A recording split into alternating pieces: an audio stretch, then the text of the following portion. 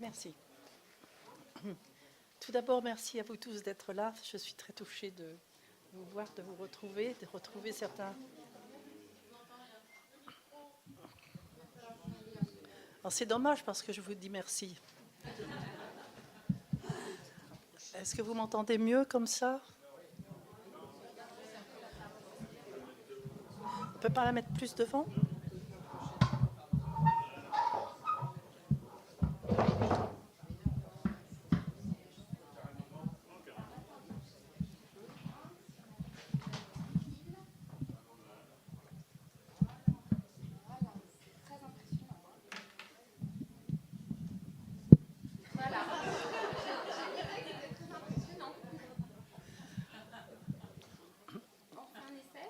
Est-ce que vous m'entendez mieux dans le fond? Oui, c'est mieux? Oui, bien. Alors, je vous redis merci, bien sûr, d'être tous là. Et puis, notre ami Emmanuel, ce matin, nous a dit que l'amour, c'était cette, non pas cette friction, mais tout au moins cette distance qu'il y a entre l'homme et la femme, et cette différence qu'il y a entre eux, et qui tend à se résorber. Et dans ce cas-là, je vais être vraiment dans cet esprit-là tout à fait, parce que je vais être dans une certaine distance par rapport à ce qui a été dit ce matin, et peut-être je vais beaucoup vous choquer. Peut-être plus proche de notre ami Tariq par bien des aspects, et nous allons reparler de tout cela ensemble, justement, parce que c'est certain que l'arabe et l'hébreu sont deux langues sœurs. Je l'entendais parler de nefs, qui signifie justement l'âme, et c'est nefesh en hébreu. Vous voyez, nous nous trouvons devant des mots qui sont très très semblables. Donc c'est pour ça que je me sens presque plus proche de lui que d'un aspect philosophique du problème. Il ne s'agit pas d'un aspect philosophique du problème, mais d'un aspect ontologique du problème de l'être véritable. En effet, l'hébreu n'a pas de mot pour dire le corps. Et c'est déjà pour ça que certainement le Christ n'a pas pu dire « ceci est mon corps ». Le Christ a dit « ceci est ma chair, ceci est mon sang ». Certainement. Et c'est extrêmement important, vous allez comprendre pourquoi. Je vais écrire au tableau le mot « chair », qui est en hébreu le mot « bassar », et je vais vous expliquer.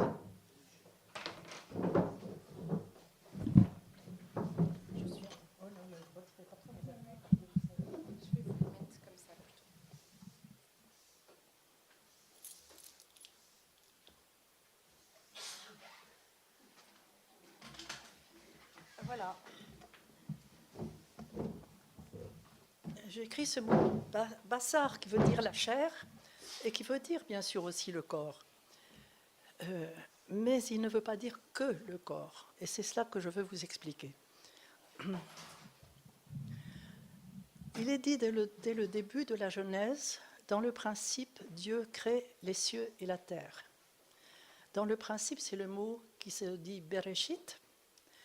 Mais vous savez, les mots hébreux étaient écrits d'un seul tenant. Tout le texte était écrit d'un seul tenant pendant très longtemps. Ce n'est qu'au IIe siècle de notre ère à peu près que les mots ont été séparés en tant qu'on les comprenait. Rien ne nous empêche de les couper autrement.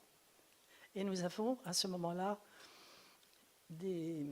d'autres données qui viennent compléter les premières, quelquefois les contredire, et il faut aller au-delà, au-delà. Et c'est ça qui fait le jeu extraordinaire de cette lecture. Mais ce mot Bereshit en hébreu ne veut pas dire au commencement. Il veut dire dans le principe. C'est un principe qui vous habite, qui m'habite, c'est un présent.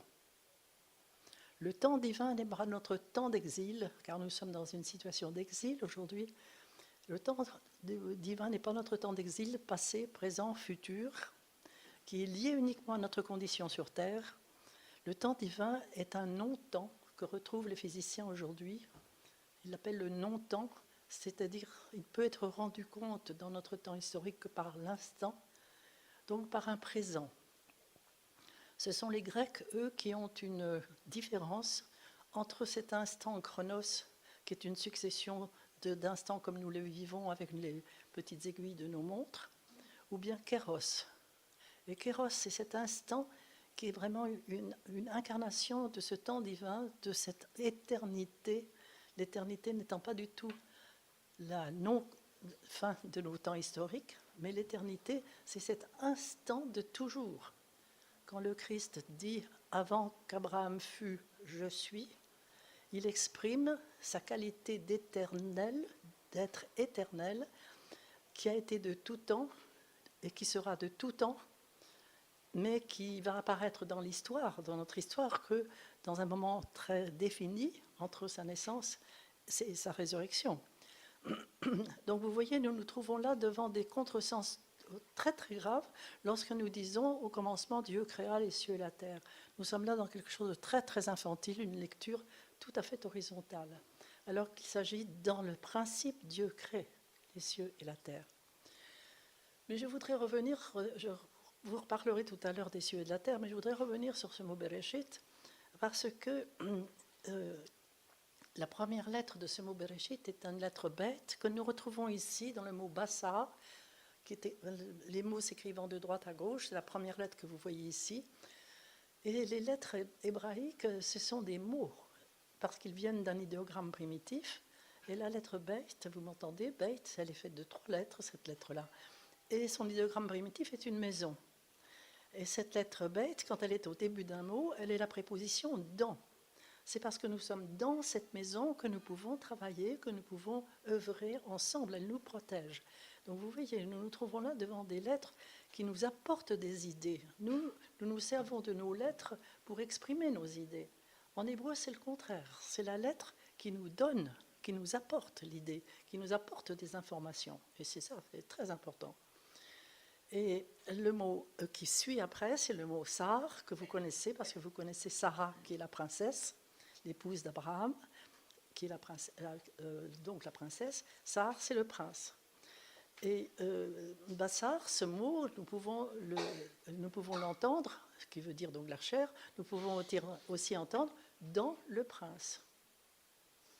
Et c'est ainsi que nous pouvons tout à fait voir ce mot comme une contraction du premier mot de la Genèse, Bereshit, dans le principe ou dans le prince, c'est en profondeur la même réalité. Et c'est dans le prince, c'est cela qui nous habite chacun de nous. Nous avons en nous une dimension seigneuriale de toute beauté, et c'est de cela dont il est question dans le mot chair. Le mot chair, c'est vraiment cette dimension seigneuriale qui est en nous et qui va nous être exprimée par la suite. Je vais vous le montrer. D'autre part, il n'y a pas de voyelle en hébreu. Et ce mot bassar, que je viens d'appeler, de traduire par le mot chair, si je le prononce basser, le même mot, c'est le verbe informer. Ce qui veut dire que bassar, c'est de l'information. Ce principe qui est en nous, ce principe porte toute cette dimension seigneuriale de nous.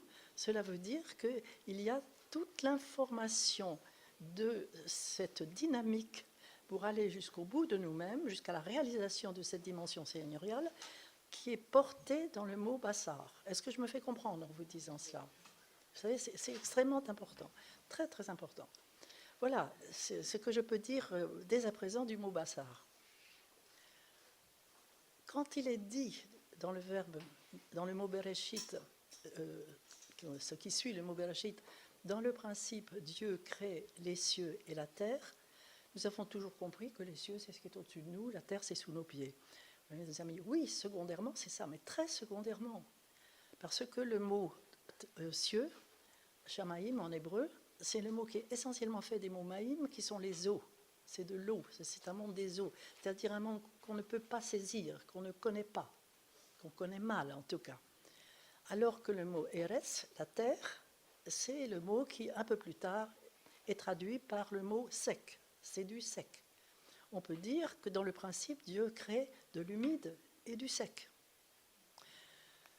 Et ceci est très important parce que, mais je n'ai pas le temps d'entrer dans tous ces détails-là parce que ça serait beaucoup trop long, mais nous retrouvons ici ce que découvrent les physiciens de physique quantique aujourd'hui, quand ils disent que, par exemple, le moindre morceau de matière est fait d'un assemblage d'états dont un seul est observable, et tous les autres, c'est un vide qui contient une somme d'énergie potentielle énorme et qui porte en elle l'information de leur devenir.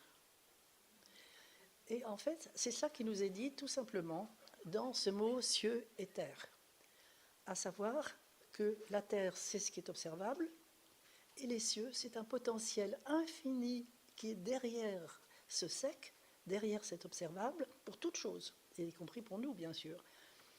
Derrière cet observable, il y a un potentiel immense qui contient toute l'information du devenir de ce potentiel, c'est-à-dire du devenir de cette chose.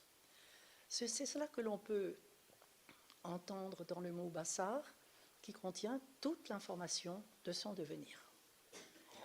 Vous voyez que nous sommes là devant un mot extrêmement important. Quand arrive-t-il? Il arrive après la création de l'homme. Au 6e jour de la Genèse, l'homme est créé mâle et femelle. Et nous n'avons toujours compris, mâle et femelle, que l'homme et la femme que nous sommes aujourd'hui. Mes amis, c'est très secondaire. Nous sommes l'homme et la femme que nous sommes aujourd'hui dans notre situation d'exil. Mais tout ce début de la Genèse n'a rien à voir avec l'exil. C'est notre être intérieur, c'est l'être ontologique, c'est-à-dire l'être sorti des mains de Dieu dans son être profond. Et mâle et femelle, nous pouvons comprendre si nous entendons que le mot mâle en hébreu, c'est le même que le verbe se souvenir. Cela veut dire que tout Adam, notre ami Tariq vous l'a dit tout à l'heure, c'est tout être humain, nous sommes tous des Adams, nous sommes tous de race humaine, nous sommes tous des hommes, si vous voulez. Et tout être humain est capable de se souvenir. Et de quoi? De son pôle féminin. Et ce pôle féminin, c'est l'autre côté de l'être, qui n'a jamais été une côte. C'est l'autre côté de l'être, c'est-à-dire que moi, Annick, je suis humainement, actuellement dans ce monde de l'exil, une femme, mais je suis mâle si je me souviens de cet autre côté de moi. Et si je reprends ce que je vous disais tout à l'heure, à propos de mâle et femelle, les cieux et la terre, je dirais qu'il y a une partie de moi observable, une partie que vous pouvez connaître, une partie que je connais un peu, et puis il y a en moi un potentiel infini. Voilà, nous sommes là devant quelque chose de très très important. Qui dit potentiel dit quelque chose qu'on ne connaît pas encore. D'où le symbole des eaux, les eaux d'en bas, qui ont été séparées des eaux d'en haut au 2e jour de la Genèse, mais qui sont reliées les unes aux autres, donc qui portent toute l'information aussi des eaux d'en haut. Le ciel et la terre sont intimement liés là. Nous nous trouvons donc devant, si vous voulez, une situation qui est la suivante. Ce qui est décrit dans ces premiers chapitres de la Genèse, c'est l'être que nous sommes dans nos profondeurs. Et c'est pourquoi, au 2e chapitre de la Genèse, où cet autre côté de l'homme va lui être proposé, de cet autre côté de l'Adam va lui être montré, pour qu'il découvre son potentiel, afin qu'il puisse travailler sur ce potentiel, nous nous trouvons devant un monde voilé, qui sera appelé le féminin voilé de l'être. Ce féminin voilé de l'être a 2 noms, car 2 fonctions. Elle est la Adama, et la Adama, c'est un espace matriciel à l'intérieur de nous, et elle est appelée Isha, parce que nous avons tous, que nous soyons hommes ou femmes, à faire œuvre mâle dans ce pôle intérieur à chacun de nous, ce pôle vraiment qui contient toutes les énergies potentielles à l'intérieur de nous, et toutes ces énergies potentielles à l'intérieur de nous, c'est l'âme de l'homme. C'est l'âme qui, au départ, parce qu'elle n'est pas du tout réalisée, est l'âme animale. Et c'est cela que je voudrais vous montrer sur ce tableau, parce que je trouve qu'avec un dessin, on peut mieux comprendre.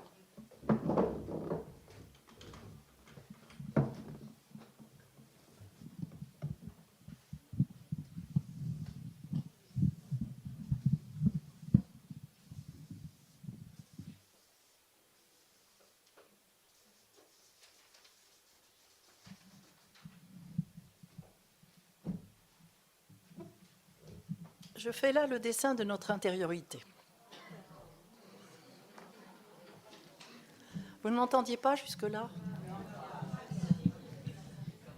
Est-ce qu'il faut que je redise tout? Bon.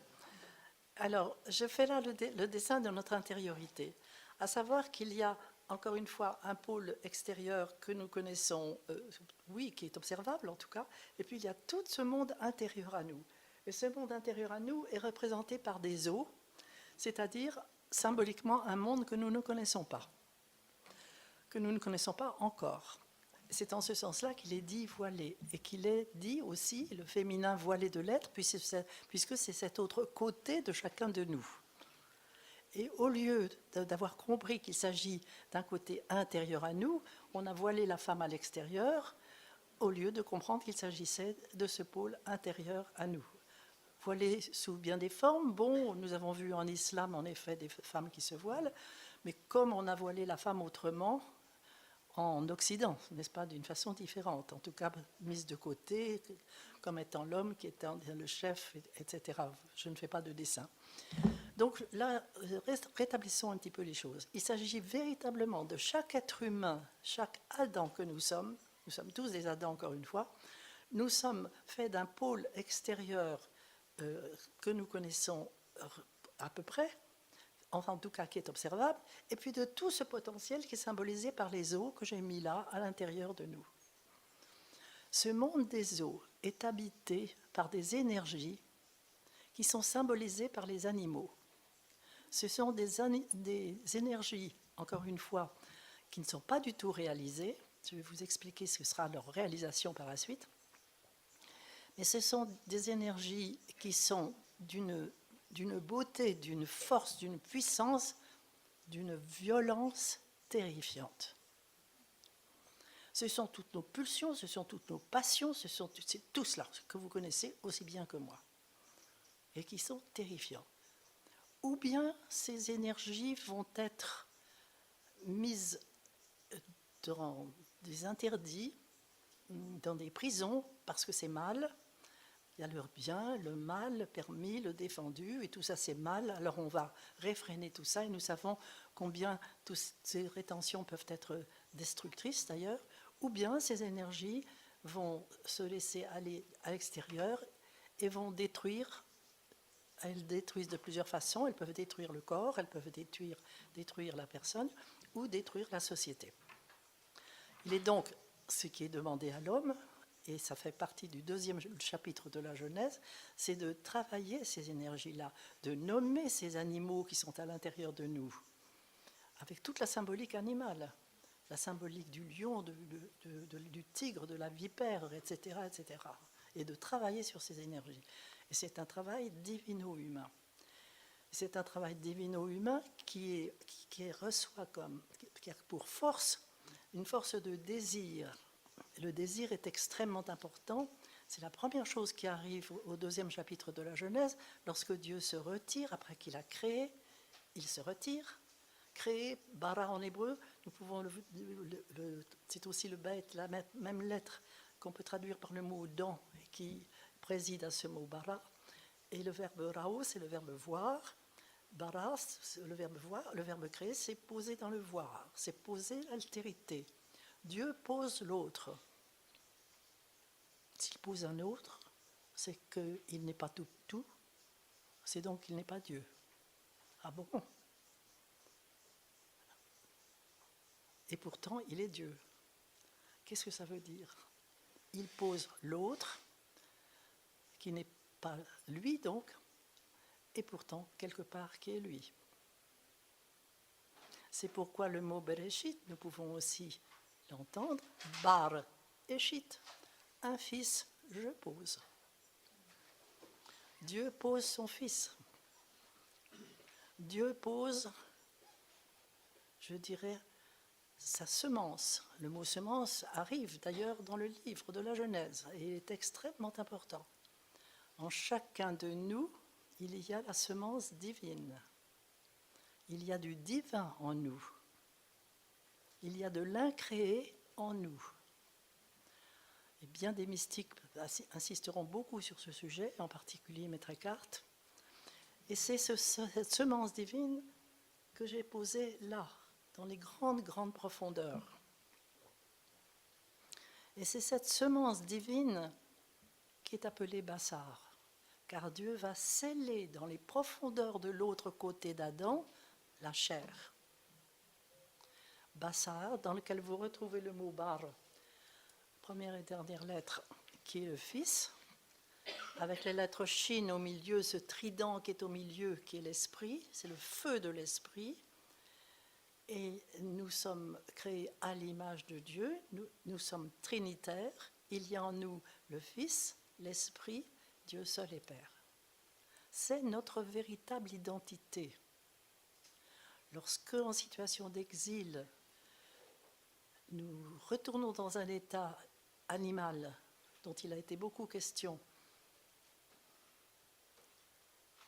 nous avons aussi une origine animale, ce sont nos parents biologiques. Et je renverse un petit peu la vapeur en disant que nos parents biologiques sont nos parents adoptifs, mais que notre vraie parentèle est divine. Notre vraie parentèle ontologique, fondamentale, que décrit tous les 2 premiers chapitres de la Genèse, c'est divin. Voilà. Autrement dit, l'esprit est là en nous dans les grandes, grandes profondeurs. Dieu scelle dans les grandes profondeurs. Vous le lirez au 2e chapitre de la Genèse, vous pourrez le relire. Dieu scelle dans les grandes profondeurs de tout Adam la chair. Et le mot chair est là. Il n'a rien à voir à ce moment-là avec le corps. C'est l'esprit, c'est l'image divine elle-même qui porte en elle toute l'information de notre devenir. Et l'information de notre devenir, elle consiste, et c'est ce qui nous est dit dans ce 2e chapitre de la Genèse, à descendre dans nos eaux pour aller chercher les énergies potentielles et les accomplir.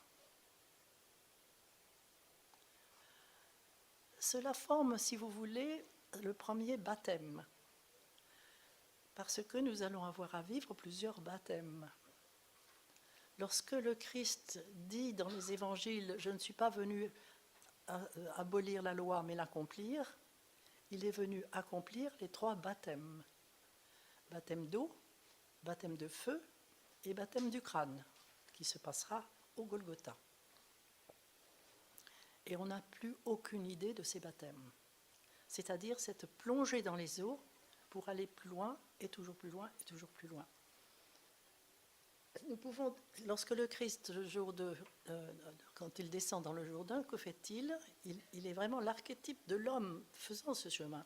Et quand il descend dans les eaux du Jourdain, il va repérer tous les animaux symbolisés par les poissons, les germes, si vous voulez, et les poissons jouent un très très grand rôle dans les évangiles, justement, c'était extrêmement important, c'est-à-dire ce sont tous les germes de ces énergies potentielles qui sont à l'intérieur de l'homme. Et le Seigneur va les repérer parce qu'il faudra les accomplir, il faudra les réaliser.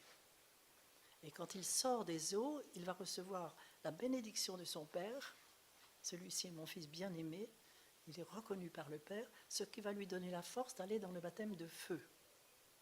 Et qu'est-ce que c'est que le baptême de feu ? Et ce que nous aurons à vivre ? C'est ce que nous avons à vivre maintenant, dès maintenant, c'est la jour suivante. Lorsque le paralytique vient vers lui, que fait le Christ ? Lève-toi et marche, prends ton grabat et marche.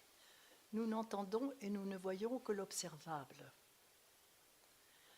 Il est Dieu, il est l'instant, et tout ce qui se joue dans l'instant ne peut pas être dit dans l'Évangile. Mais qu'est-ce qu'il fait ? Il descend dans les eaux du malade, dans les eaux du paralytique, il va se mesurer, repérer et se mesurer avec l'animal qui s'exprime à travers la paralysie. Il va se mesurer à lui, lutter avec, et non pas contre, lutter avec lui, et l'intégrer.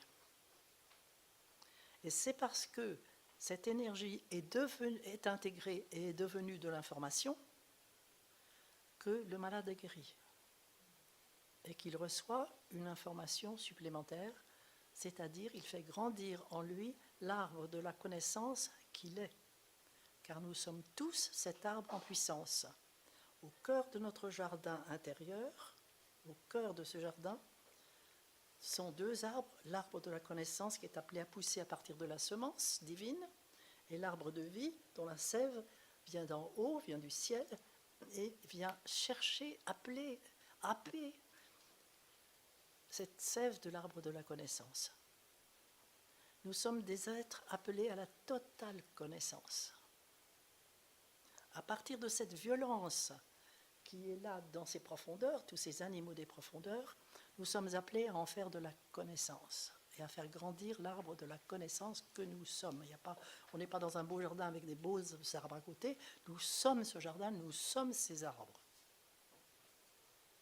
Alors je voudrais revenir, et je lui ai dit à ce cher Tariq que j'allais reprendre ce qu'il avait dit, je voudrais revenir sur une sourate du Coran que Tariq vous a dit en partie. Et Tariq vous a dit la chose suivante, c'est la 33e sourate si je me souviens bien. Voilà, c'est Allah qui dit la chose suivante. J'ai voulu donner mon secret au ciel, à la terre, aux montagnes. Personne n'en a voulu. Seul l'homme l'a accepté. Et moi je vais vous dire ce qui suit, et qui est traduit par Henri Corbin, ce n'est pas ma traduction, c'est un violent et un inconscient. Ce qui n'est pas du tout péjoratif sous la plume d'Henri Corbin, ni de... Non. Ce qui veut dire que seul l'homme l'a accepté. Pourquoi ? Parce qu'il a en lui un potentiel fantastique, des énergies qui sont appelées à devenir de la connaissance, et aujourd'hui les physiciens le disent, que l'énergie c'est de la connaissance. Il est plein de ces énergies potentielles qui sont appelées à être de la connaissance, et pour l'instant, il est dans ces énergies sont d'une violence incroyable. Et le Christ, dans les évangiles, dira « Le royaume des cieux est au-dedans de vous, et chacun pour y entrer doit pénétrer sa violence. » Cette violence qui est à l'intérieur de nous, et que vous connaissez tous, nos colères, etc., que vous connaissez tous, c'est un trésor que nous avons. C'est un trésor qui est à nommer. Qu'est-ce que c'est que cette colère ? Quel est l'animal qu'il y a derrière cette colère ? Quel est l'animal qu'il y a derrière cette possessivité, cette jalousie, etc. Et on descend, comme le Christ le fait dans les évangiles, on descend dans ces eaux, dans ce potentiel qui est à l'intérieur de nous, et nous avons des informations par les rêves, nous avons des informations par des événements de nos vies, et nous sommes appelés à nommer les énergies.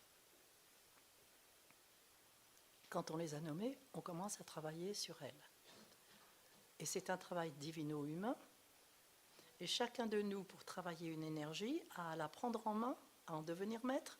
Elle ne doit plus jouer à notre place. Il ne s'agit pas de la mettre derrière les grilles des interdits, c'est un trésor. Il s'agit de la prendre en main, mais qu'elle ne joue plus à notre place. Et il y a un moment où on fait l'expérience que l'énergie disparaît entre les mains du Seigneur et qu'elle est transmutée, transfigurée, et qu'elle devient de l'information. Et qu'elle nous apporte quelque chose de bouleversant, mais de bouleversant. Si bien que nous commençons de monter cet arbre que nous sommes. Voilà les énergies ici de cette première. Vous m'entendez ? Oui, quand même. Oui, vous m'entendez dans le fond quand je parle comme ça ? Les énergies de ce premier train d'ondes qui sont nommés et deviennent du sec. Souvenez-vous qu'au deuxième jour de la Genèse, Dieu appelle les eaux afin qu'elles se réunissent dans un lieu un et que le sec apparaisse. Ça n'a rien à voir avec nos océans et nos terres extérieures, mes amis, c'est tout le travail intérieur que nous avons à faire. Et c'est un niveau de conscience, un champ de conscience nouveau qui apparaît. Et un champ de conscience nouveau nous permet de lire les Écritures autrement, de voir la vie autrement, de regarder une fleur et de voir les profondeurs de cette fleur, etc. Nous sommes dans un tout autre monde, régi par de toutes autres lois. Et c'est pourquoi nous ne pouvons plus appeler l'arbre de la connaissance qui va monter à l'intérieur de nous, l'arbre de la connaissance du bien et du mal, parce que ce qui était bien à un niveau moral ne l'est plus du tout à un niveau supérieur. Ce qui était mal est peut-être utile à un niveau supérieur. Il y a quelqu'un qui m'a précédé qui a été très, très intéressant, c'est Nietzsche, qui a écrit « Au-delà du bien et du mal ». Et quand vous lisez le nom de l'arbre de la connaissance en hébreu, vous voyez qu'il ne s'agit pas du tout du bien et du mal. Il s'agit de l'arbre de connaissance, de ce qui est accompli et de ce qui n'est pas encore accompli de nous. Si quelques-uns d'entre vous ont lu le très très beau livre de... Comment s'appelle-t-elle déjà, les mots m'échappent, sur les dialogues avec l'ange, Gita Malache, merci. Gita fait dire à l'ange, l'arbre de la connaissance n'est pas celui du bien et du mal, il est celui de ce qui est devenu lumière et de ce qui est encore dans les ténèbres. Et je venais d'écrire pour la première fois dans le symbolisme du corps, moi, ce que je viens de vous dire, et je suis allée embrasser Gita Malache pour lui dire j'ai la confirmation de ce que j'ai lu, moi, en hébreu, et qui, en effet, qui n'est pas le bien et le mal, mais ce qui est accompli et ce qui n'est pas encore accompli. Ces deux mots faisant d'ailleurs encore aujourd'hui la forme fondamentale du verbe hébreu, l'accompli et le pas encore accompli. Nous, on a quelque chose de semblable, le parfait et l'imparfait. Mais l'imparfait, c'est du futur pour l'hébreu, alors que nous en avons fait un passé, parce qu'on ne comprend plus rien. Vous voyez ? Bon, si je veux continuer le travail, je vais redescendre.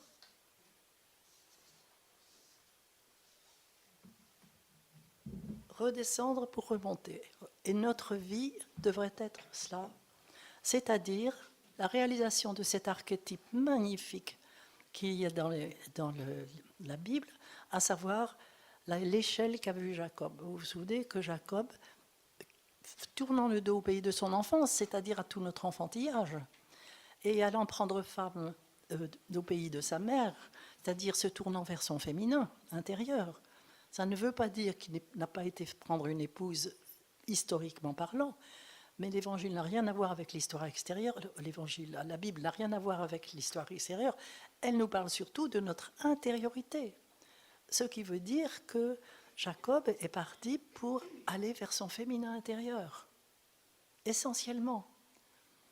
Et allant vers son féminin intérieur, il s'arrête la première nuit, il a ce rêve de ce songe extraordinaire, avec cette échelle qui se dresse devant lui, avec les anges qui montent et qui descendent, et tout en haut de l'échelle, son Seigneur qui l'attend. Mes amis, notre Seigneur personnel à chacun de nous nous attend tous. Il est là et il nous appelle pour le devenir. Mais il faut pour cela descendre pour monter, nommer les énergies, aller voir les monstres, les petits monstres que nous avons à l'intérieur de nous. Je vais vous raconter une histoire que j'ai vécue. Plusieurs d'entre vous la connaissent peut-être parce que je l'ai quelquefois rencontrée. J'habite sur les bords de la Loire et il y a longtemps de cela, je vais me promener un soir d'hiver. Il y a des couchers de soleil d'une pureté extraordinaire. Il y a une lumière très très belle les soirs d'hiver. Il n'y a donc personne dans la campagne, 6 heures du soir au mois de janvier, personne. Et tout à coup, je me sens suivie. Je me retourne et j'ai un homme qui arrive avec un couteau à la main. Il me fait une prise de judo, il me met par terre. Bon, j'étais partie dans la prière, et une prière si forte que j'ai eu la grâce incroyable de ne pas avoir peur. Si bien que je ne me suis pas du tout débattue, j'ai rien dit, et je l'ai regardé avec infiniment de compassion, parce que pour qu'un homme en arrive là, je trouve que c'est quelque chose de très tragique. Lui, il était lié à ces animaux intérieurs, complètement esclave justement de cette pulsion intérieure. Et je le regarde avec amour, si bien qu'il s'arrête, et puis il me donne son couteau. Je lui demande son nom parce que je voulais prier pour lui. Mais cet idiot-là, il a cru que c'était pour le dénoncer à la police, sans doute, alors il n'a pas voulu me donner son nom. Mais il m'a donné son couteau, avec un symbole très très fort que je n'ai pas le temps de vous exprimer, ce qui veut dire beaucoup plus que son nom. Et il y a un moment, il m'a demandé de lui rendre, et je lui ai dit, je peux vous le rendre? Il m'a dit, oui, je lui ai rendu son couteau. Bon. Et puis il est reparti. Et quand je me suis relevée, Annick, tu viens de voir de vivre un face-à-face. Quand est-ce que tu as tué avec le couteau? Est-ce que vous comprenez? Quand est-ce que tu as tué avec le couteau? Avec le symbole du couteau. On peut tuer avec la langue, on peut tuer avec le sexe, on peut tuer avec le couteau, on peut tuer de toute façon. Et cet homme est devenu pour moi l'ami. Je ne l'ai pas revu, bien sûr, mais dans mon cœur, il est devenu pour moi l'ami parce qu'il m'a permis de nommer un animal tragique à l'intérieur de moi, capable de tuer, sur lequel il a fallu travailler et qui m'a fait, j'espère, monter d'un petit cran. Voilà, c'est ça. Mais c'est pour vous dire que nous vivons des face-à-face personnels, mais aussi des face-à-face collectifs. Parce que, pourquoi est-ce que je vous dis cela aujourd'hui? Parce que nous ne sommes pas entrés dans la dynamique de ce devenir divin qui nous est dit dans les 2 premiers chapitres de la Genèse. Aussi, nous avons été refoulés à notre état animal. Et un peu comme dans les jeux d'oie où, vous savez, on revient à la case départ. On revient à l'état animal, et à ce moment-là, on est tiré à l'envers de nous, c'est-à-dire que l'intérieur devient l'extérieur, la droite devient la gauche. Vous savez comment on retourne un gant? Si bien que la chair intérieure, qui reste à l'intérieur de nous, cette chair que je viens de vous expliquer, elle est devenue le corps. Mais le corps n'est la chair que très secondairement. Mais si l'on fait le travail de retournement pour revenir aux normes ontologiques, on peut retrouver une relation divine entre le corps et la chair. Si on fait ce travail de retournement, on obéit à ce que Dieu dit à Adam, qui vient de manger le fruit de l'arbre de la connaissance avant de l'être devenu, donc, car nous avons à le devenir. Dieu lui dit, bon, mon pauvre ami, voilà ce que tu viens de faire, tu vas être esclave du Satan, tu mangeras ton pain à la sueur de tes narines, jusqu'à ce que tu te retournes vers toi-même, jusqu'à ce que tu te retournes vers ta Adama, Isha, intérieure, parce que tu es une poussière d'énergie fantastique qui attend leur accomplissement, et vers cette poussière, retourne-toi. Et au lieu d'être une condamnation à n'être que poussière parce qu'on est des vilains, etc., c'est au contraire un amour divin qui nous montre le chemin du retournement. Et si je fais tout ce travail que je viens de vous dire, je retrouve mes normes ontologiques, c'est-à-dire que je retrouve ma relation entre mon corps et l'esprit, car à ce moment-là, le corps et l'esprit, qui est vraiment dans ce mot bassar, n'ont pas de discontinuité entre eux. C'est pourquoi l'homme qui accomplit la totalité du chemin, imaginez que la totalité du chemin soit construite, qu'il soit allé jusqu'à son noyau, la terre promise, et il a ouvert le noyau, il a libéré l'énergie nucléaire, il se transfigure. Un saint séraphin transfigure son corps. Il est devenu totalement lumière. Nous avons la description de Motovilov qui nous montre ce corps devenu totalement lumière.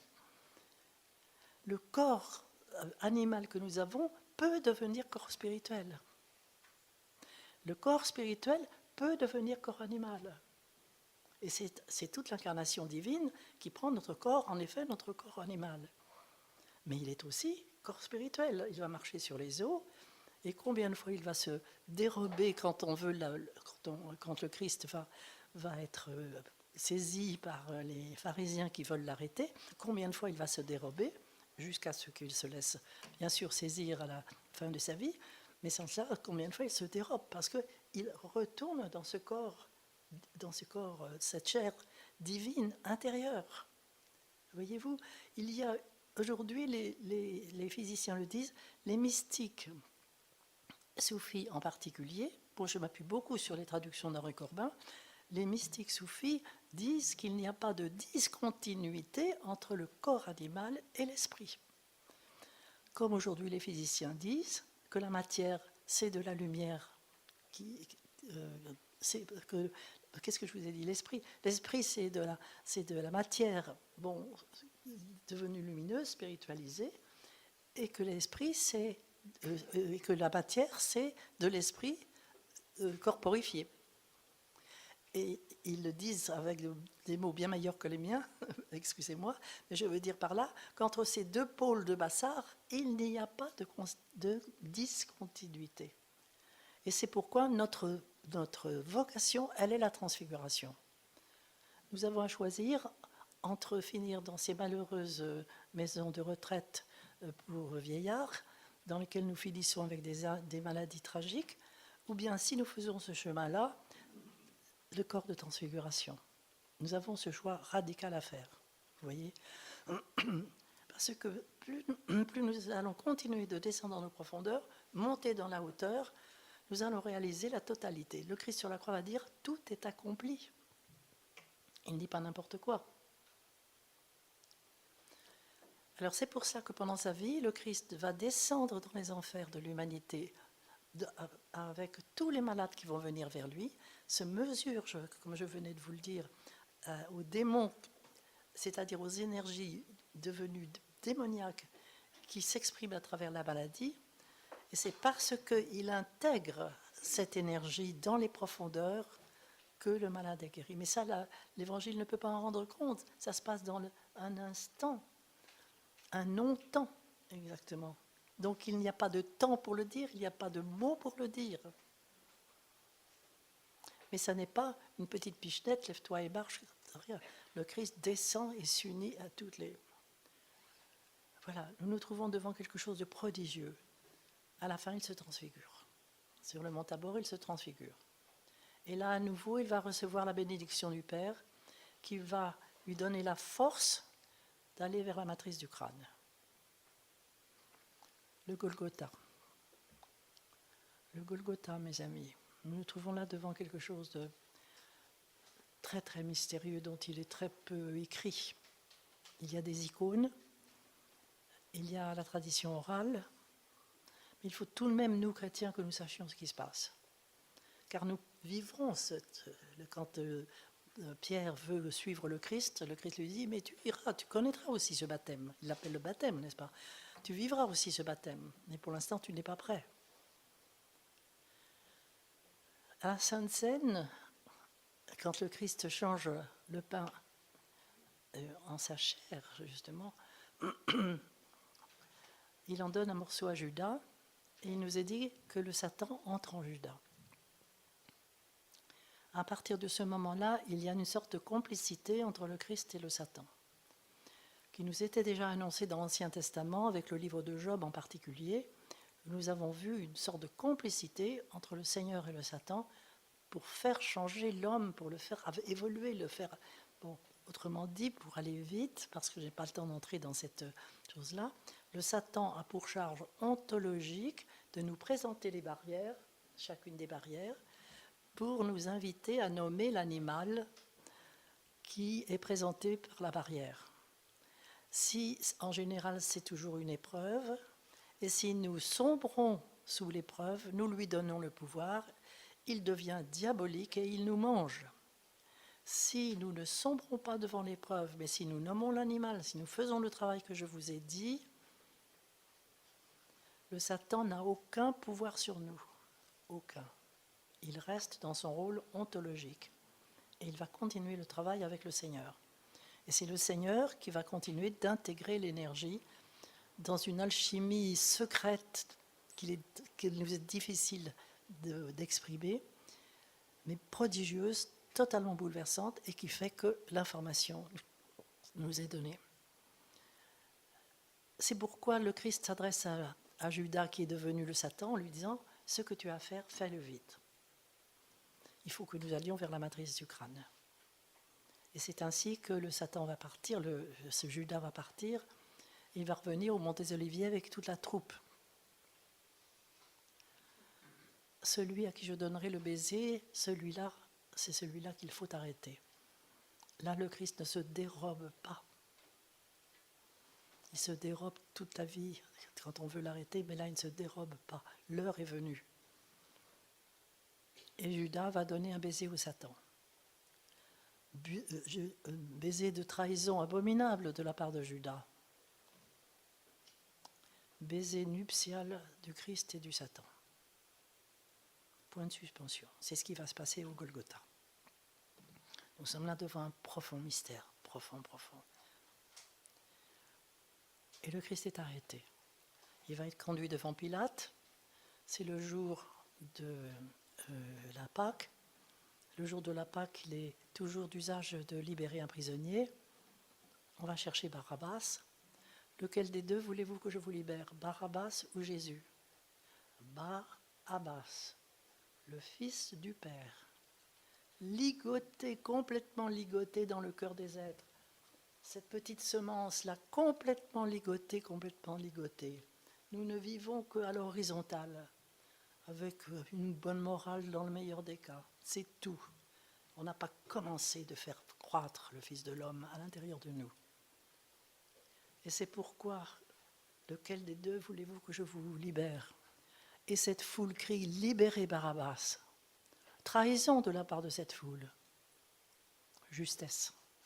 Elle a raison. Libérez le Fils du Père. Et le Christ va prendre la place de Barabbas. Il faut dire que le mot bar, qui veut dire le Fils, veut aussi dire le grain de blé. Et quand le Christ dit, si le grain ne meurt, il ne peut porter de fruits, il dit aussi en hébreu, si le Fils ne meurt, il ne peut porter de fruits. Et le Christ va mourir à la place de Barabbas. Et il va être flagellé comme on flagelle un grain de blé pour qu'il puisse être mis en terre et germer. Et nous nous trouvons là devant le symbole de la croix. Toutes les crucifixions que nous avons à vivre au cours de notre vie, mourir à un niveau de conscience, accepter de ne plus comprendre, accepter ce qui nous paraît injuste, accepter l'inacceptable quelquefois. Est-ce que ce ne sont pas des crucifixions pendant notre vie? Mort et résurrection, mort et résurrection, mort et résurrection. Et si nous pouvons vivre ce chemin, mes amis, c'est parce que le Christ est mort et ressuscité. Si l'islam peut faire ce chemin, si les gens de l'islam peuvent faire le chemin, si les gens à l'autre bout de la Chine peuvent faire le chemin, et tout ça, le Christ est universel, il n'appartient pas qu'aux chrétiens, c'est parce que le Christ est mort et ressuscité. Et parce qu'il est dit qu'avant Abraham fut je suis, si tous les hommes et femmes d'avant l'historicité du Christ ont pu faire le chemin, c'est parce que le Christ est mort et ressuscité. Et bien sûr, après aussi. Et le Christ est crucifié. Et lorsqu'il est sur la croix, il dit à Marie, en désignant Saint Jean, « Femme, voici ton fils. » Et à Saint Jean, « Fils, voici ta mère. » Ça n'a rien à voir avec un fils adoptif. Ça veut dire que Saint Jean a fait le chemin intérieur et est devenu fils de l'homme. Le Christ fait une grande différence entre le fils de l'homme et le fils de la femme.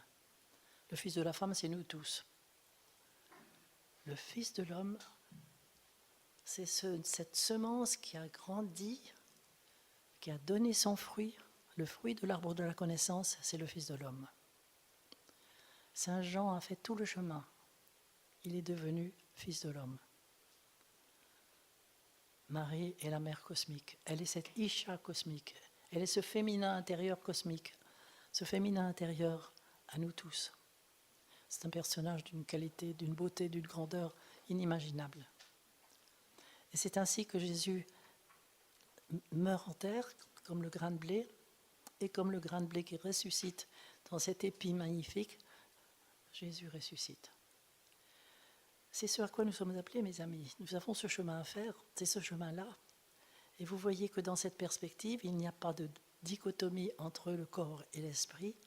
Le corps et l'esprit sont un, différenciés, mais ce travail-là va les réunir à nouveau et tout notre être doit devenir l'être spirituel. Et c'est cela la résurrection. C'est la résurrection de Lazare, c'est la résurrection du fils de la veuve. Vous vous souvenez d'Élie qui ressuscite le fils de la veuve. Ce féminin intérieur à nous est veuf. J'avais envie de dire tout à l'heure, quand vous posiez la question du voile, que toutes ces femmes voilées devant nous, qu'est-ce qu'elles sont? Elles sont l'objectivation devant nous de notre féminin voilé à l'intérieur de nous que nous n'allons pas dévoiler. le jour où nous dévoilerons notre féminin intérieur, celui-là se dévoilera à l'extérieur.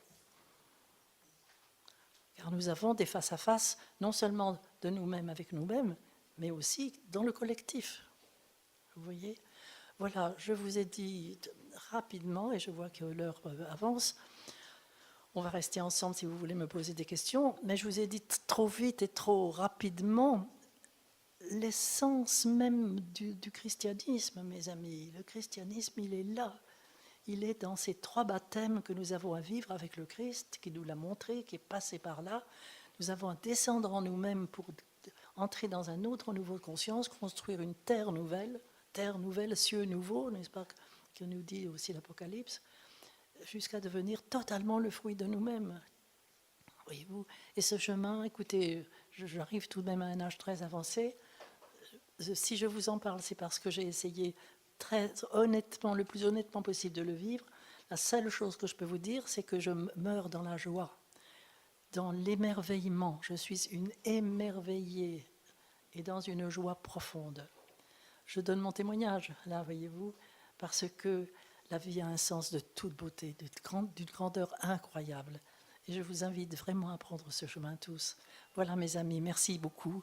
Et puis, on va pouvoir échanger ensemble.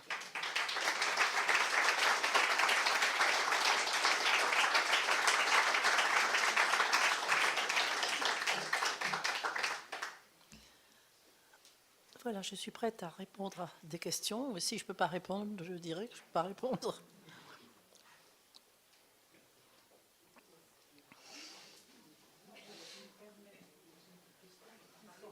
Je me permets de poser une petite question. Vous parlez du travail que vous faites. Vous pouvez demander quelques précisions. Quelques précisions. Un jour, j'ai vu ma jalousie. Sacré animal, celui-là, hein, je vais vous dire. Je vois ma jalousie. J'étais prête à tuer, vraiment, prête à tuer. Et en bonne chrétienne, qui essaye de ne pas trop faire de mal, j'ai essayé de mettre ça à la porte.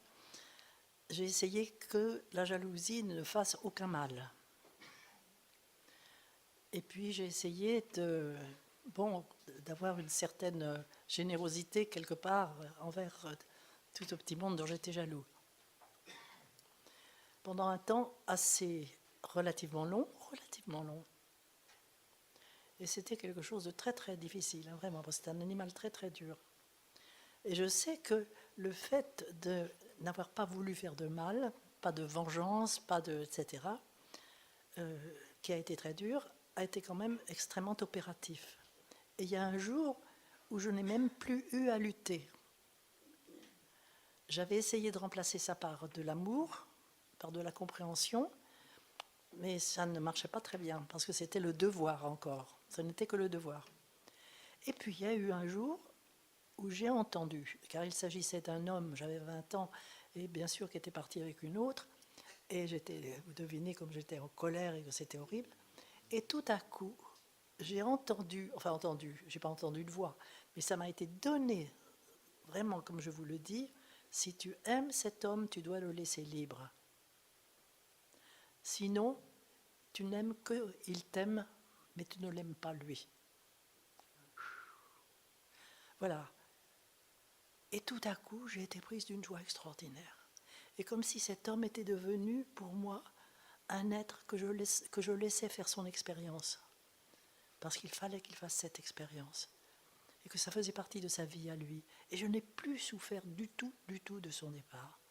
Et ça a été quelque chose de prodigieux et qui m'a ouvert une porte. C'est comme si, voilà ce que c'est que ces barrières là, qui sont là, qui nous sont données pour nommer, en l'occurrence la jalousie, j'ai fait l'expérience après cela d'avoir des événements dans ma vie qui se sont complètement ouverts. Vous voyez, c'est opératif même sur un plan extérieur.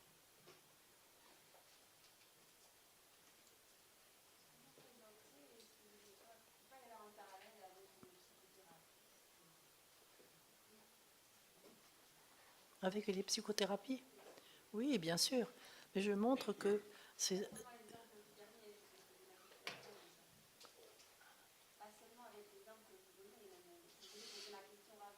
C'est ça. Mais oui, Mais on retrouve là ce que les psychothérapeutes sont en train de découvrir, bien sûr. Seulement, ça nous est dit dans la Bible depuis... Voilà, vous voyez. Vous vous souvenez, au 2e chapitre de la Genèse, Adam est invité à nommer les animaux. Il n'est pas invité à nommer un chat et un chien, c'est pas ça, mais c'est les animaux intérieurs. C'est tout ce monde-là.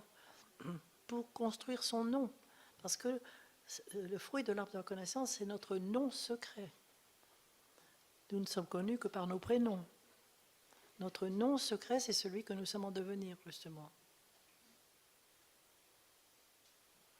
Vous pouvez développer un peu ce que vous avez dit tout à l'heure, cette expression du baiser nuptial du Christ et de Satan. Oui, parce que dans la matrice du crâne, le Christ va descendre dans les derniers enfers de l'homme, et ce n'est plus les démons de l'homme qu'il va rencontrer, mais le Satan. Le Satan, et c'est un séraphin prodigieux, et ce sont les dernières énergies séraphiques que nous aurons à intégrer. Et en effet, il y a intégration, donc noces, si vous voulez, du Christ et du Satan. Je développe ça dans le livre qui va sortir. J'ai écrit un livre sur ce sujet qui va sortir chez Albin Michel au mois de janvier, je pense. Alors je m'exprime plus profondément là. Oui, c'est un grand, grand sujet, le Satan. Un grand sujet. On a une image infantile du Satan. Infantile. C'est un séraphin prodigieux. Mais il a un côté diabolique. Si on le lui donne, il a un côté diabolique. C'est assez certain. Mais nous le lui donnons complètement. Complètement. Nous lui donnons le pouvoir à l'heure actuelle. Avec toutes nos idoles, le sexe, l'argent, etc., ce sont nos idoles aujourd'hui. C'est lui qui fait la pluie et le beau temps dans le monde. Alors, si on continue à vivre cette éthique, c'est tragique, vous comprenez. Nous avons un retournement urgent à faire, urgent. Retourne-toi, dit le Seigneur. Tachouv en hébreu. C'est fantastique, ça, le retournement. C'est pas du tout de retourner au tombeau et retourner dans la poussière parce qu'on est né poussière, ça n'a rien à voir avec ça. Vous voyez, c'est au contraire un retournement pour retrouver les normes ontologiques. Est-ce que vous pouvez nous préciser exactement qui est ce Satan? Je viens de dire que c'est un séraphin, le plus haut des séraphins, le plus gros haut dans les hiérarchies angéliques. Séraphin, c'est-à-dire une créature de Dieu, C'est-à-dire dans les ordres angéliques, ce sont les plus hauts dans les ordres angéliques. Chérubin, séraphin et trône. Il n'a pas créé un Satan, il a créé un séraphin. Oui, il est appelé Satan, mais Satan, c'est l'adversaire, c'est son rôle ontologique. L'adversaire n'est pas l'ennemi. Il joue le rôle d'adversaire qui va chercher dans notre versant de notre être l'énergie qui est à accomplir. cette énergie-là, on ne pourrait pas simplement l'appeler l'énergie de la séparation? Oui, il est celui qui vous montre votre séparation. Oui, il est celui qui vous montre l'énergie sans ça. S'il ne vous la montre pas, vous ne la verrez pas. Et la séparation, elle est ontologique? Non, elle n'est pas ontologique, justement, la séparation. Ce qui est ontologique, c'est au contraire la prise de conscience de cet autre côté pour que nous allions plonger dans cet autre côté et nommer les énergies avec le rôle ontologique du Satan.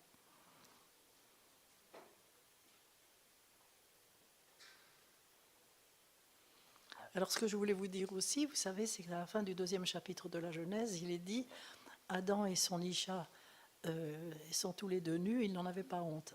Alors, on lit la nudité à la honte.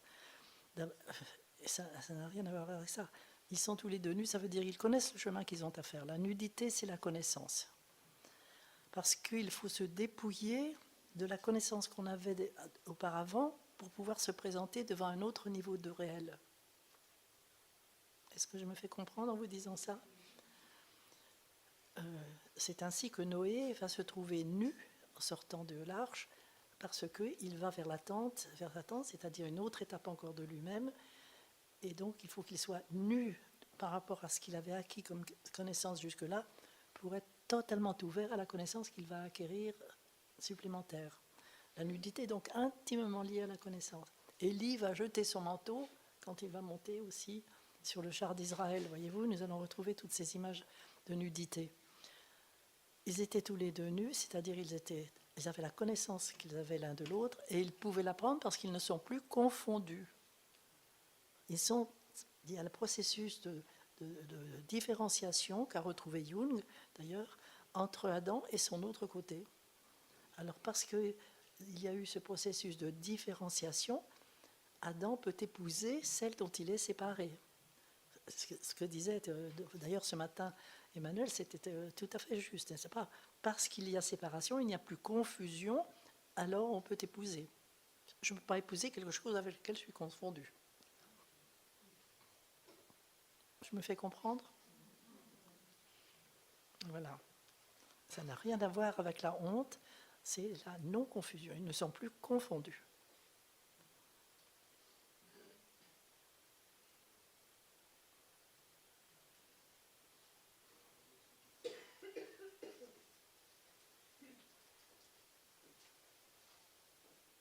Voilà, c'est une lecture un petit peu nouvelle pour vous, pour beaucoup d'entre vous. Beaucoup d'autres m'ont entendu déjà quelques fois. Oui.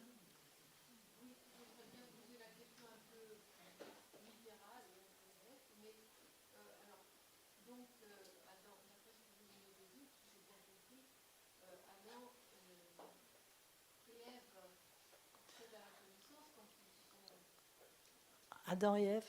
Adam et Ève, donc, accèdent à la connaissance dans la nudité. C'est parce qu'ils sont nus qu'ils accèdent à la connaissance. Mais il n'y a pas d'Ève dans le paradis, dans la première partie de la Bible. Elle n'existe pas, Ève. Chava, c'est celle qui donne la vie animale, c'est vous et moi dans notre vie animale. Et Isha, c'est le féminin d'Adam, c'est pas du tout la même chose. Isha, c'est le féminin intérieur, Ève, c'est le féminin extérieur. C'est la femme extérieure. Il n'y a pas du tout d'Adam et Ève au départ.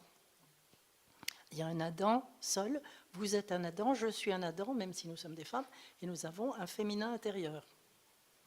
C'est tout à fait différent. Est-ce que vous me comprenez? Alors, oui, mais alors l'image, c'est ainsi que vous expliquez dans la Bible la connaissance de l'arbre qui représente l'audace, je ne sais pas si c'est l'audace, d'Adam qui désobéit à Dieu, si je prends ça un peu à la lettre, en voulant accéder à la connaissance. Voilà, il a le désir d'accéder à la connaissance. Et comment donc? Bien sûr. Seulement, il en a connu la loi. Tout le deuxième chapitre de la Genèse lui a montré la loi du chemin. Et la loi du chemin consistait essentiellement, enfin, une des lois essentielles était de garder son isha. C'est-à-dire, pour nous, garder notre inconscient. Je vais vous donner un exemple. On vous propose quelque chose de très mirobolant, de magnifique, vous allez gagner beaucoup d'argent, vous allez être célèbre, vous allez être bon, et vous dites oui parce que c'est emballant. Qui est-ce qui dit oui? Est-ce que c'est vous, femme consciente, ou est-ce que c'est un des petits monstres qui est à l'intérieur de vous? Gardez son isha. Adam ne garde pas son isha. Et le Satan malin va s'adresser à Isha, nous dirions aujourd'hui à notre inconscient, et en l'occurrence à votre inconscient en vous présentant ce boulot magnifique qui va vous permettre d'être célèbre, d'être etc. Et vous allez donner dans le piège, mais ce n'est pas vous, c'est votre inconscient, c'est un animal de l'inconscient, non travaillé, qui aura dit oui. Est-ce que je me fais comprendre? Voilà, autrement dit, c'est ça. Le Satan malin, rusé, va s'adresser à Isha seule, que Adam ne garde pas. Et Isha est séduite. Il est bon à manger, désirable pour la vue, précieux pour réussir. Jouissance, possession, puissance. Et ces trois lascars-là, on va les retrouver continuellement. Continuellement, même dans les autres traditions. Tout à l'heure, ça m'amusait quand Tariq a présenté ces trois personnes-là qui sont venues devant le prophète, parce que les femmes les recevaient, etc. D'après tout ce qu'il a dit, c'était un qui voulait se marier, l'autre qui, etc., etc. Jouissance, possession, puissance. On retrouve ça partout, partout.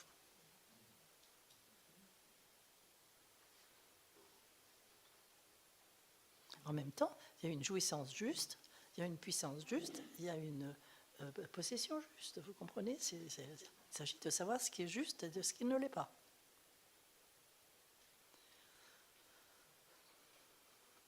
Voilà, mes chers amis. Je ne sais pas s'il y a d'autres questions. Qui a créé et pourquoi ces animaux, chez Lascar, chez les... Je ne suis pas le bon Dieu. Je ne peux pas vous dire. Pourquoi la création? Pourquoi est-ce qu'on est là? Pourquoi la création? Pourquoi rien? Et l'homme, et c'est positif, et c'est favorable, etc. Mais pourquoi est-ce qu'il a permis en même temps la création de ces Lascar? L'homme est libre. L'homme est libre. C'est le grand problème de la liberté. C'est Lascar pour que l'homme expérimente sa liberté. Non, il n'a pas créé ces lascars. Il a créé des animaux dont nous avons fait, nous, des lascars. Si je puis vous dire. Est-ce qu'il y a un livre que vous avez écrit, le premier de ce sujet, qui reprend un peu les tâches d'aujourd'hui, où il faut tout lire ce que vous avez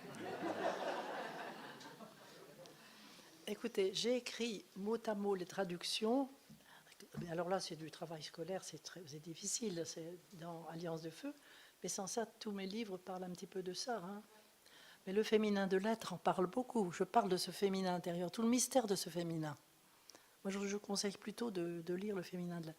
Il y a d'abord un livre que j'ai écrit avec Jean Moutapa, qui est mon éditeur chez Albin Michel, et qui m'a posé des questions extrêmement intéressantes. Et ce livre est le plus facile à lire. C'est La parole au cœur du corps. Alors, c'est le premier. Mais après, je crois que c'est le féminin de l'être. Et puis, résonance biblique, les résonances entre l'Ancien et le Nouveau Testament. Alors ça, c'est magnifique. Je voulais savoir ce que vous pensiez des travaux et des traductions d'un auteur italien hébraïsant qui s'appelle Henri De Luca. Oui, je le lis, je connais. Écoutez, il est un petit peu poétique, mais je ne suis pas tout à fait d'accord avec lui pour toujours, mais j'aime bien sa poésie.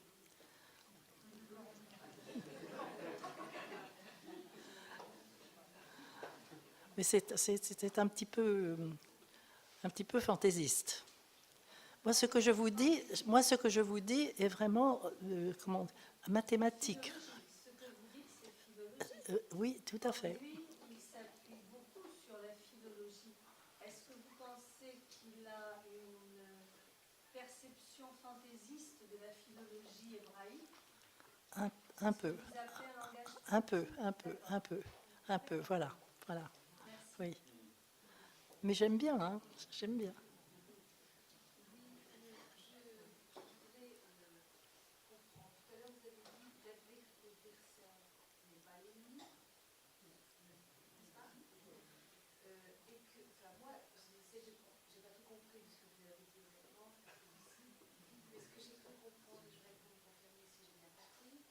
C'est que finalement, le chemin de vie, c'est d'être confronté à ces énergies-là, des profondeurs dont vous parlez, n'est-ce pas? Et que finalement, si l'adversaire n'est pas l'ennemi, l'épreuve est une occasion de que tout ça. Elle est nécessaire. Donc, et que finalement, les épreuves sont ce qui va nous permettre de nous accomplir et d'atteindre cette dimension seigneuriale dont vous parlez, en tout cas c'est mon peur que j'entends en vous. Est-ce que c'est ça?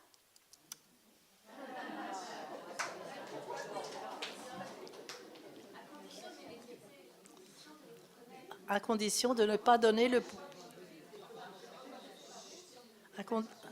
à condition de ne pas donner le pouvoir au Satan, de ne pas sombrer devant l'épreuve. Vraiment, tout est là. Et là, il a sa vraie fonction d'ange. Voyez-vous? Une petite question par rapport au thème d'aujourd'hui qui était l'Eucharistie, enfin le corps et le sang. Donc l'Eucharistie, vous la situez comment sur tout ce travail-là? Magnifique, c'est moi je vous dis, le Christ a certainement dit, ceci est ma chair. Il a employé le mot bassar, il n'a pas pu employer un autre mot, il n'y a pas de mot pour dire le corps. Il n'y a qu'un mot pour dire le cadavre, alors je ne pense pas qu'il ait pas parlé de son cadavre. Il a dit ma chair, et ça donne un autre sens, vous voyez. Mais les chrétiens ont perdu l'hébreu. Ils ont perdu la relation à l'hébreu, malheureusement. Alors ils ne savent plus les mots qui ont été employés, voyez-vous. C'est au contraire extrêmement important, très important. Moi, ce que j'ai voulu montrer, c'est qu'il n'y avait pas de discontinuité entre le corps animal que nous sommes et l'esprit que nous portons dans les grandes profondeurs de nous-mêmes.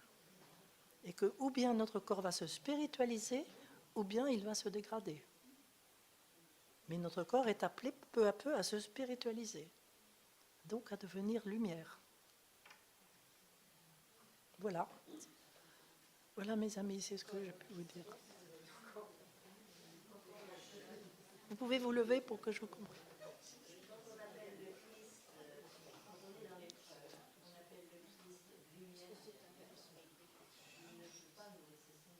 Non, bien sûr, j'ai une aide extraordinaire, mais naturellement. Bien sûr. C'est évident. Seulement, il y a le Christ et il y a aussi, parce que le Christ, il nous unit tous. Il est le un de l'humanité. Et en même temps, il y a votre Seigneur personnel à vous. Il y a vraiment le Seigneur que chacun de nous, le Yod-Hé-Vav-Hé que chacun de nous est. Ça, c'est extrêmement important. Moi, j'étais très frappée, je vais vous dire, quand dans le livre de Job, bon, Job est éprouvé. Et il y a 3 amis qui sont les 3 Lascars en question, qui viennent, jouissance, possession, puissance, et puis qui font la leçon à Job. Il a sûrement été méchant, donc il ne vaut rien, etc. Enfin, ils sont insupportables, odieux. Et Job les envoie tous promener, exactement comme le Christ a envoyé promener les 3 tentations du Satan. C'est un passage extrêmement intéressant. Et après, le 4e ami qui a une dimension prophétique, Élie, d'ailleurs c'est le nom d'Élie pratiquement, Éliou ne va pas parler de Dieu, le Dieu transcendant qui fait la pluie et le beau temps, qui est tout-puissant, etc. Il va parler de Eloah, le Dieu qui t'habite toi, qui t'est personnel. Parce que le Christ dit dans les évangiles, on ne peut aller au Père que par le Fils. Donc nous ne pouvons aller au Père et rejoindre le Père qu'en devenant ce Fils intérieur. Vous voyez, ça c'est extrêmement important. C'est pour ça que j'ai écrit, mon dernier livre que j'ai écrit s'appelle « Va vers toi », parce que c'est en hébreu « l'era », c'est comme une répétition, à tel point que ça a toujours été traduit comme une répétition jusqu'à aujourd'hui.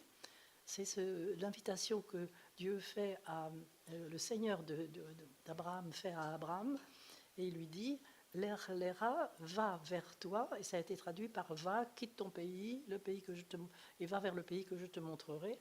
Ça reste une invitation à un voyage extérieur. Alors, lorsque le traduisons va vers toi, ce qui est très juste, ce qui est beaucoup plus juste, alors il s'agit de ce voyage intérieur, dont le voyage qui est décrit est le symbole. Il s'agit avant tout du voyage intérieur. Vous voyez, ça change complètement. Mais le nombre de traductions qui sont comme ça à l'horizontale au lieu d'être à la verticale, c'est une catastrophe.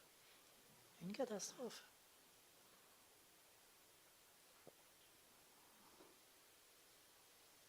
Vous verrez dans la Genèse, là, tout à fait au début du livre d'Abraham, il reçoit la visite de son Seigneur qui lui dit « Va vers toi ». Mais dans vos Bibles, dans toutes vos Bibles, c'est traduit par « Va, quitte ton pays », etc. Une redondance. Oui, j'en reviens à Satan, qu'on a évoqué tout à l'heure. Pour vous, c'est bien un être extérieur à l'homme qui sème la division au cœur de l'homme, ou est-ce que ce serait un principe de fragilité? Non, ce n'est pas un principe. Tous les mondes angéliques sont des êtres créés, à l'image des énergies divines incréées. Ce sont des énergies divines créées qui sont à l'intérieur de nous, qui sont aussi dans le monde extérieur, parce qu'il n'y a pas les 2 pôles, mais qui sont à l'intérieur de nous. Le Satan est à l'intérieur de nous avec le Christ. Ça pourrait pas être simplement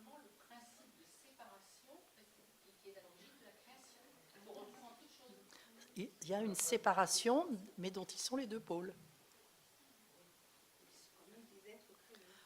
Vous savez, là aussi, il y a une mauvaise traduction du 4e jour de la Genèse, la création des luminaires. La création des luminaires, c'est avant tout, et Dieu fait une séparation entre, dans le Harakia Shamaim, c'est-à-dire dans l'étendue des cieux, Dieu fait une séparation dans l'étendue des cieux. Et on a confondu les mots et on a traduit ça par des luminaires. Je n'arrive pas à comprendre cette procédure de rétroactivité dans votre leçon. Et aussi ce que vous avez dit sur les Satans, quand ils travaillent dans une manière de complicité avec Christ, et Camille ne travaille pas comme ça. Comment c'est cette procédure? Écoutez, vous lirez ce remarquable livre, mais ça serait trop long à vous expliquer. Là, on en a encore pour 2 heures, vous voyez. Non, vous le lirez. Mais je sais très bien que c'est le livre qui va scandaliser, mais tant pis. Mais il faut qu'on sorte de notre enfantillage, absolument. On est infantile, on est le bien, le mal, le diable et le bon Dieu. Non, il faut en sortir. C'est beaucoup plus subtil que ça, très subtil. Voilà, mes amis. Est-ce qu'il y a encore des questions? Non.